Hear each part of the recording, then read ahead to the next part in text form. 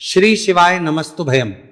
दोस्तों, आप सभी लोग जानते हैं कि 23 जनवरी 2026 यानी शुक्रवार को पड़ रही है माघ मास की शुक्ल पक्ष बसंत पंचमी व्रत और सरस्वती पूजा। और दोस्तों, ये वह तिथि है जो माघ मास में पड़ने वाली सबसे बड़ी तिथि है, क्योंकि ये शुक्रवार के दिन पड़ रही है और इसका बहुत ही बड़ा और विशेष महत्व होता है। पूज्य गुरु जी ने कहा है कि अगर कभी भी मौका लग जाए और माघ महीने की बसंत पंचमी शुक्रवार को पड़ जाए तो आप लोगों को 5 गेहूं के दाने वाला उपाय तो अवश्य ही करना चाहिए। इन दोनों का संयोग बहुत ही कम आता है। इसी के साथ में गुरु जी ने अपनी शिव पुराण कथा में बताया है कि इस दिन आपको एक 5 गेहूं के दाने वाला उपाय तो आपको अवश्य ही करना चाहिए, क्योंकि ऐसा दिन पूरे साल में सिर्फ एक ही बार आता है। और दोस्तों, आप सभी लोग जानते हो कि शुक्रवार बसंत पंचमी का अगर सबसे बड़ा कोई उपाय है तो वो 5 गेहूं के दाने वाला उपाय है। तो दोस्तों, शुक्रवार बसंत पंचमी के दिन आप लोगों को इस 5 गेहूं के दाने वाला उपाय को जरूर करना है। बहुत सारे लोग होंगे जिन मंत्री जानते हैं, मामला करते हैं। दोस्तों, इस 5 गेहूं के दाने वाला उपाय को जरूर करना है।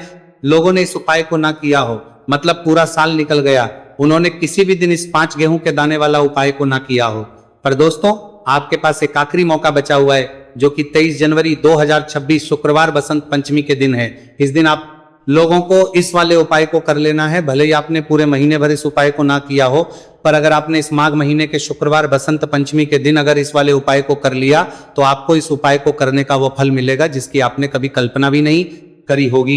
इसीलिए आप लोग इस वाले उपाय को एक बार जरूर कर लेना है, ताकि आप लोगों के हाथ से यह मौका ना जा सके और आपको इस उपाय को करने का फल मिल सके। दोस्तों, ये उपाय जी ने अपनी अभी की ही श्री शिव महापुराण की कथा में बताया है जी। इस उपाय को आज हम आपको बहुत अच्छे से समझाने वाले हैं। इस वीडियो को देखने के बाद इस उपाय को समझने के लिए आपको कोई और वीडियो को देखने की जरूरत नहीं पड़ेगी। तो चलिए दोस्तों, उपाय को शुरू करते हैं।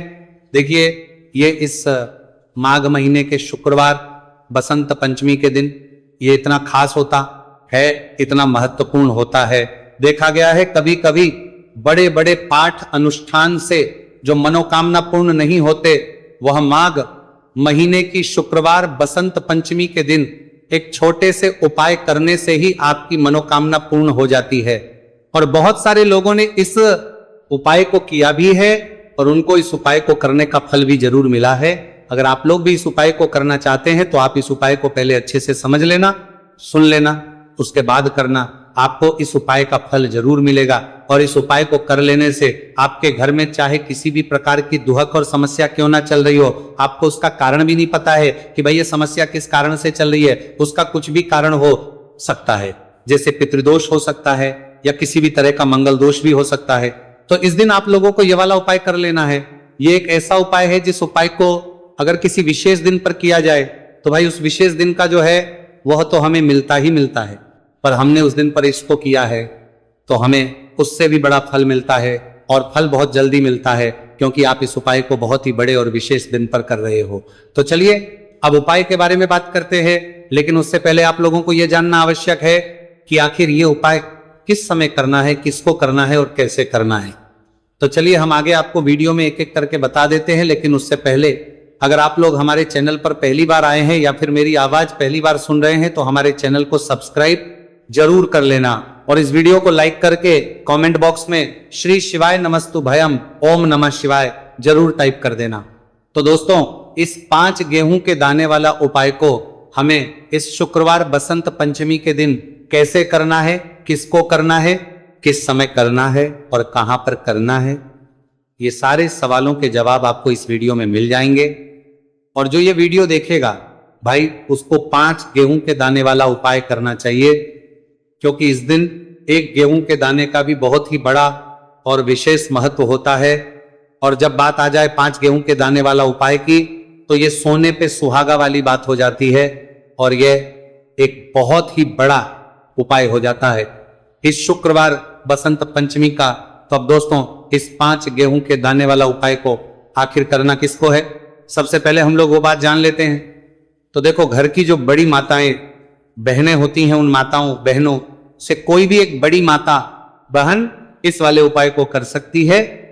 और दोस्तों, अगर आप चाहें तो अपने घर में से सभी सदस्यों को भी इस उपाय को करवा सकते हैं। अगर किसी व्यक्ति की खुद की कोई मनोकामना है, खुद की कोई दुख और परेशानी है जो कि वो अपने लिए ही करना चाहता है, इस वाले उपाय को तो वो खुद अपने लिए भी कर सकता है। बाकी अगर कोई घर में से ऐसा है जो कि अपने पूरे घर परिवार की सुख और शांति के लिए ये वाला उपाय करना चाहता है तो वो भी कर सकता है, उसमें भी कोई दिक्कत वाली बात नहीं है। कहने का मतलब यह है कि इस उपाय को हर एक सदस्य भी कर सकता है और पूरे घर परिवार के सदस्य के लिए घर की बड़ी माताओं बहनों में से कोई एक माता बहन भी कर सकती है। माताएं बहनें अगर घर में उपस्थित ना हो या वो यह वाला उपाय ना कर पा रही हो तो फिर घर का कोई सदस्य भी इस 5 गेहूं के दाने वाला उपाय को कर सकता है, चाहे फिर वह पुरुष ही क्यों ना, उसमें कोई भी दिक्कत वाली बात नहीं है। उसके बाद में दोस्तों जो अगला प्रश्न निकल कर आता है वो ये आता है इस उपाय को लेकर कि आखिर इस उपाय को हमें किस समय करना है, सुबह के समय करना है कि शाम के समय करना है। तो देखो इस वाले उपाय को आप लोग सुबह के समय भी कर सकते हो और शाम के समय प्रदोष काल में भी कर सकते हो। अब अगर आप पूछो कि भाई सबसे उत्तम समय कौन सा रहेगा इस 5 गेहूं के दाने वाला उपाय करने का, तो हम आपसे बस यही कहेंगे कि इस उपाय को आप सुबह के समय करेंगे तो ज्यादा बेहतर होगा। बाकी अगर प्रदोष काल शाम के समय भी करेंगे तो भी अच्छा होगा, उसमें कोई भी दिक्कत वाली बात नहीं। तो अब दोस्तों जो अगली सबसे बड़ी और महत्वपूर्ण बात आती है वही आती है कि सुबह अगर हम उपाय को करेंगे तो हमें कितने बजे से लेकर कितने बजे तक के बीच में करना है, और शाम के समय प्रदोष काल में करेंगे तो हमें कितने बजे से लेकर कितने के बीच में करना है। तो देखो सुबह जितनी जल्दी हो सके आप उपाय को करने की कोशिश करना। बाकी अगर किसी कारणवश लेट भी हो जाओ, थोड़ी देर भी हो जाए, तो 10 या 11 बजे तक भी आप उपाय कर लेना, पर 12 बजे से ज्यादा देरी ना हो, ठीक है, इस बात का ध्यान रखना। उसके बाद में दोस्तों अगर शाम के समय प्रदोष काल की बात करें, प्रदोष काल का जो समय है होता है वो शाम के 6 बजे से शुरू हो जाता है। मतलब शाम के 6 बजे लेकर 7 बजे के बीच का जो समय होता है यह समय प्रदोष काल का समय होता है। तो आप इस उपाय को 7 या 8 बजे के बीच में भी कर सकते हो। मतलब शाम के 6 बजे से रात 8 बजे के बीच में आप कभी भी इस वाले उपाय को कर सकते हो, उसमें कोई भी दिक्कत वाली बात नहीं है। देखिए हम सभी को पता है कि बसंत पंचमी की तिथि भगवान गणेश और माता सरस्वती को प्रसन्न करने के लिए होती है, और भगवान गणेश और माता सरस्वती जो है हमारे जीवन में सुख समृद्धि का कार्य करते हैं, हमारे जीवन में बुद्धि ज्ञान और विवेक की प्राप्ति करवाते हैं, हमारे जीवन की सारे विघ्न और संकट को हर हैं। ऐसे विघ्नहर्ता गणेश जी के ये 3 महा उपाय होने वाले हैं जो आपकी समस्त मनोकामना को परिपूर्ण करेंगे, समस्त बाधाओं को दूर करेंगे। देखिए पहला जो महा उपाय है विशेषकर बुद्धि ज्ञान और विवेक की प्राप्ति के लिए होने वाला है, और दूसरा जो महा उपाय है हमारे जीवन से धन संबंधित सारी परेशानियों को दूर करने के लिए होने वाला है, और तीसरा जो महा उपाय है हमारे जीवन से सारे संकट कष्ट और बाधाओं को दूर करने के लिए होने वाला है।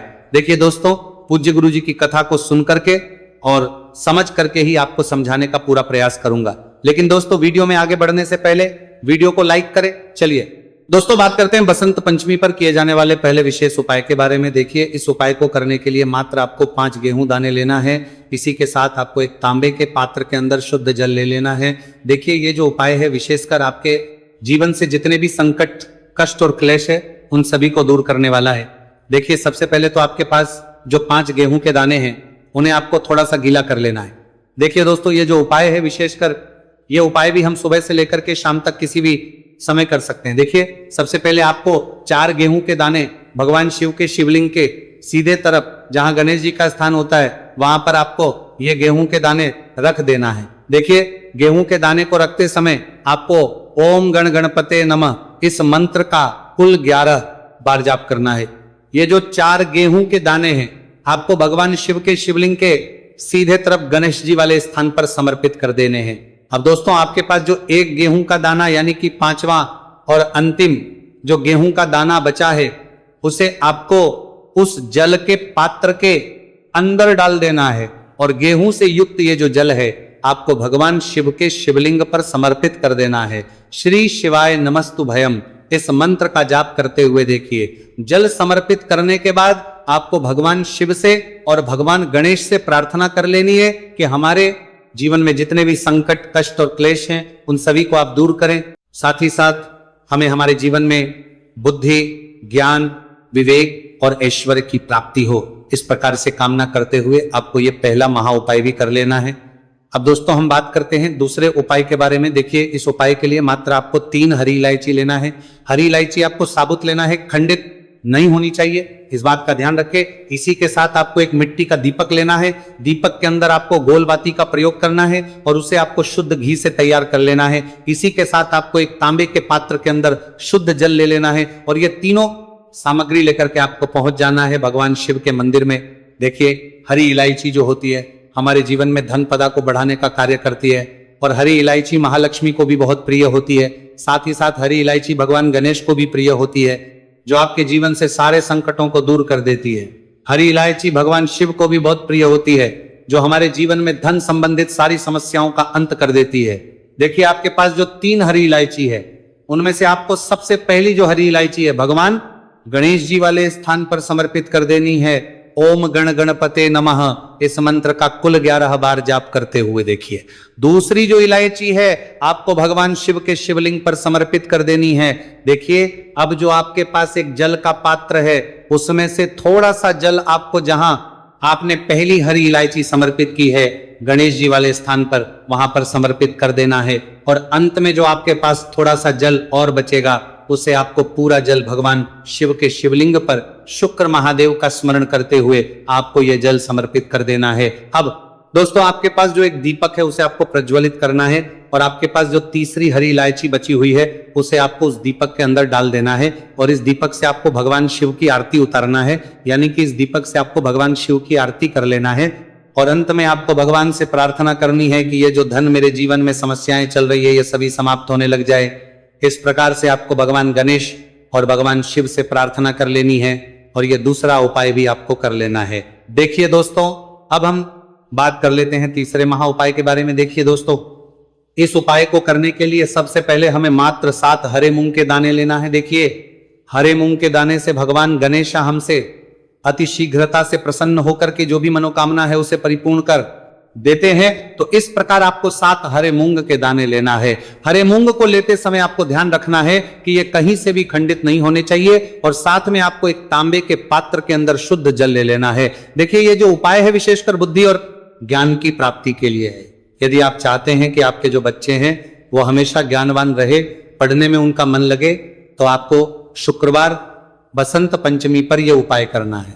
देखिए, ये जो उपाय है आप सुबह से लेकर के शाम तक किसी भी समय कर सकते हैं। देखिए, बहुत से लोग पूछते हैं कि क्या ये उपाय हम घर पर भी कर सकते हैं, तो विशेषकर आप ये उपाय घर पर नहीं कर सकते हैं। देखिए, ये जो उपाय है आपको केवल और केवल मंदिर में ही करना है। देखिए, आपके पास जो 7 हरे मूंग के दाने हैं उन्हें आपको सबसे पहले तो थोड़ा सा गिला कर लेना है। अब देखिए दोस्तों, आपके पास जो 7 हरे मूंग है उनमें से आपको 4 हरे मूंग के दाने अपने सीधे हाथ में लेना है और श्री गणेशाय नमः या फिर ओम गण गणपते इस मंत्र का जाप करते हुए ये जो 4 हरे मूंग के दाने हैं आपको शिवलिंग पर सीधे तरफ जहां गणेश जी का स्थान होता है वहां पर समर्पित कर देना है। अब देखिए दोस्तों, आपके पास अभी भी 3 हरे मूंग के दाने और बचे हुए हैं, तो उनमें से आपको एक हरा मूंग का दाना माता अशोक सुंदरी वाले स्थान पर समर्पित देना है और फिर एक हरा मूंग का दाना नंदी जी का जो पैर उठा हुआ होता है वहां पर आपको समर्पित कर देना है।